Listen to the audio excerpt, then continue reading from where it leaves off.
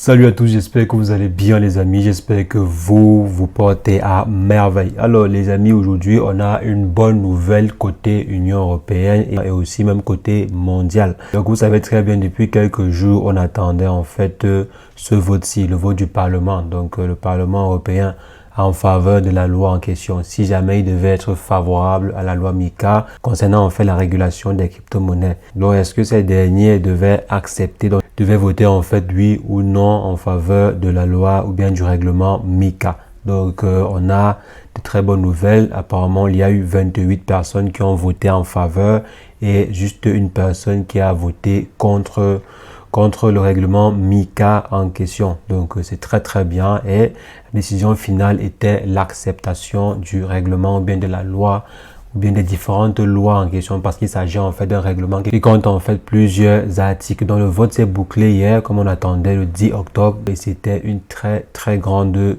réussite. On sait très bien qu'il y a plusieurs pays qui sont en train de vouloir régulariser. Donc l'ère en fait du shadow ban des crypto-monnaies est révolue. L'ère où des gouvernements ou bien des personnes essayaient de tirer à balles réelles sur les crypto-monnaies est complètement révolue.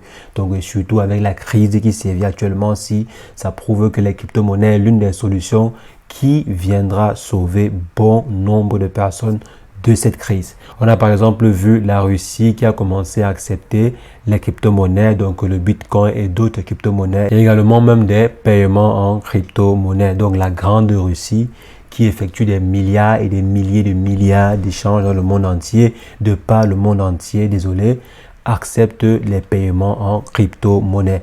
Et ceci bien sûr depuis plusieurs semaines. Donc cela a été officialisé et de cela plusieurs semaines. Donc la Russie est d'accord, la Chine est en train de préparer sa propre crypto-monnaie numérique, Singapour est depuis longtemps d'accord, la Corée du Sud également, je crois, est très favorable, l'Union européenne, les États-Unis, donc la plupart des grandes puissances sont maintenant favorables aux crypto-monnaies. Et de façon officielle, je crois, c'est l'Union européenne qui a vraiment travaillé sur une loi.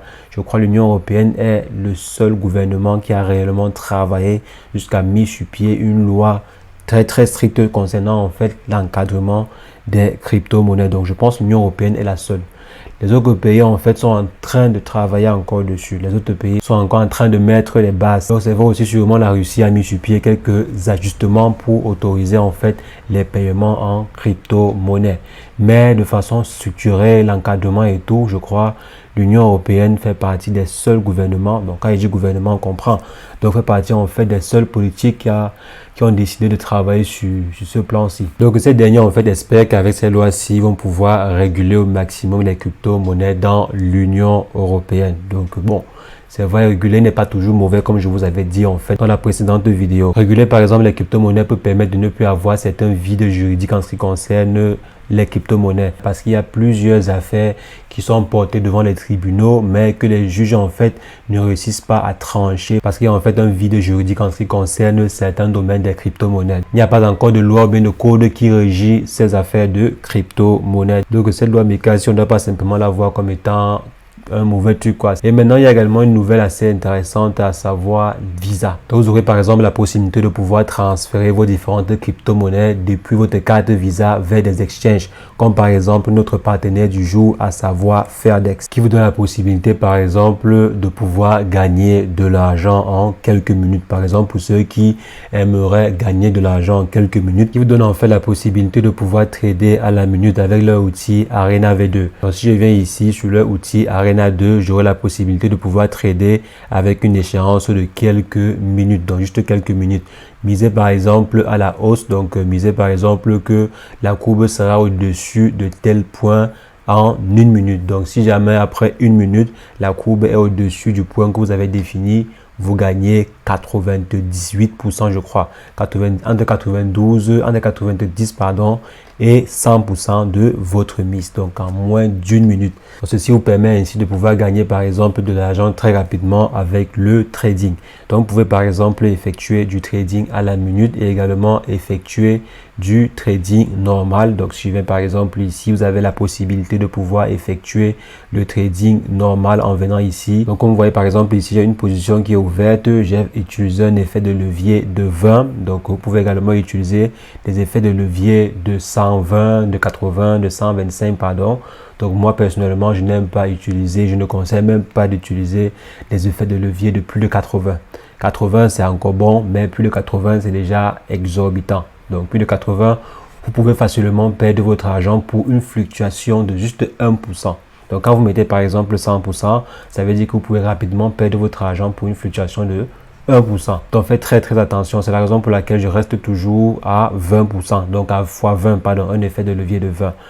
Au grand maximum, je peux utiliser un effet de levier de 80 ou bien de 40, etc. Mais généralement, je vais m'arrêter à 20. Vous pouvez également venir ici et avoir des outils complets pour pouvoir effectuer votre trading au quotidien. Donc maintenant, avec les cartes Visa, vous aurez également la possibilité de pouvoir ici acheter vos différentes crypto-monnaies, mais également effectuer des achats au quotidien. Ça veut dire quoi? Ça veut dire que maintenant, dans vos cartes Visa, vous aurez des crypto-monnaies, vous aurez la possibilité en fait de pouvoir détenir des crypto-monnaies. Vous savez qu'actuellement, si avec des cartes Visa, on ne peut que avoir des monnaies fiat. Donc, il n'est pas encore possible de pouvoir avoir des crypto-monnaies dans une carte Visa. Donc, une carte Visa traditionnelle comme on le connaît si bien.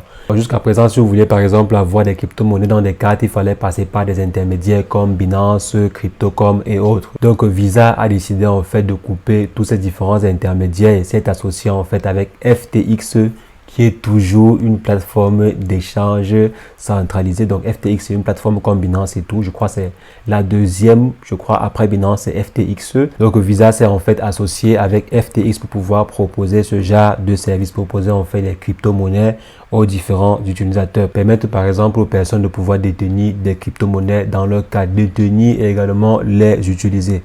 On ne sait pas si vont pouvoir par exemple permettre de trader avec des cartes Visa, avec l'interface peut-être de Visa, permettre aux personnes de pouvoir trader, stacker. Je suppose également que FTX viendra proposer ce genre de service. Et ceci ne sera pour l'instant disponible que dans un certain nombre de pays. Ça ne sera pas disponible dans tous les pays. Je crois pour un départ, on parle de 20 pays ou bien de 40 pays. Donc vous voyez ici, il y a plus ou moins 40 pays. Je crois la dernière fois, ils étaient à 20 pays. Donc, disons entre 20 et 40 pays. Donc, le premier abord, ça ne sera pas disponible dans tous les pays. Mais déjà, quand même, l'idée derrière, c'est bien si Visa, par exemple, permet à ces différents utilisateurs de pouvoir utiliser des crypto-monnaies ou bien de pouvoir transférer des crypto-monnaies directement dans leur carte Visa. Alors, c'est super pour le monde des crypto-monnaies. Ça permet en fait de développer et d'émanciper plus de personnes dans le domaine des crypto-monnaies. Si par exemple, on vous dit qu'avec votre carte Visa, vous avez la possibilité de pouvoir héberger des crypto-monnaies à l'intérieur, vous allez forcément vous informer c'est quoi les crypto-monnaies et tout. Et ceci permet ainsi aux différentes crypto-monnaies de pouvoir s'intégrer très facilement à la vie courante. Donc c'est un point en fait très important. Cette intégration, si ce partenariat de Visa et FTX viendra aider grandement les crypto-monnaies à se développer. Donc je vois en fait ceci d'un très bon œil. Je vois cette collaboration ici d'un très bon œil. Moi, en tant qu'investisseur dans le domaine des crypto-monnaies, ceci est une aubaine. C'est la raison pour laquelle j'ai décidé de partager cela avec vous. Pour qu'on puisse voir ensemble que les crypto-monnaies, c'est l'avenir. Les crypto-monnaies, ce n'est plus comme on le voyait il y a de cela quelques années. Maintenant, si les crypto-monnaies sont en train d'être intégrées dans notre quotidien. Donc, les gouvernements vont d'abord autoriser les crypto-monnaies comme ils sont en train de le faire ici. Après, les banques vont l'autoriser et ensuite, les visas et consorts vont également l'autoriser comme ils ont déjà commencé à le faire. Et si les banques autorisent les crypto-monnaies, donc je pense qu'il n'y a pas mieux que cela. Donc, je crois qu'il n'y a pas plus bonne nouvelle que de voir les banques accepter les crypto-monnaies. Pouvoir par exemple aller dans une banque et dire que je veux du Bitcoin ou bien je veux échanger mes Bitcoins comme ceci.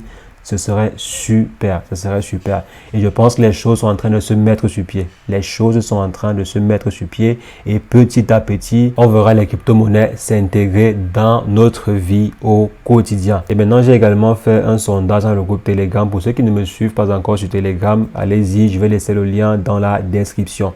J'ai également fait un sondage dans le groupe Telegram pour savoir s'il y avait des gens qui regrettaient avoir investi dans les crypto-monnaies. Il y a quand même eu une petite poignée de personnes qui ont dit qu'elles regrettaient en fait d'avoir investi dans les crypto-monnaies.